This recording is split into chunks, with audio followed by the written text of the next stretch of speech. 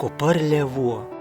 Nors Kupos upė ir mažesnė, bet ji čia pat, šalia, sava, dalijantį miestelį kaip duonos kepalą į 2 dalis. Man ji labiau mergaitiška ir tik pavasariais daugiau parodo savo jėgą. Miestelėnai nesykį ištįsusiais veidais stebėjo jos nelauktus potvinius. Lėvuo tarsi atklydęs iš svetur ir tik iš atstumo stebi, kur toliau už miesto surengus romantišką susitikimą. Šis gausus metaforų vaizdinys ir tampa bronzos, vario ir geležies metalo kompozicija. Teko ieškoti naujų technologinių sprendimų, kad abi figūros matytų viena kitą tik jų erdvėje.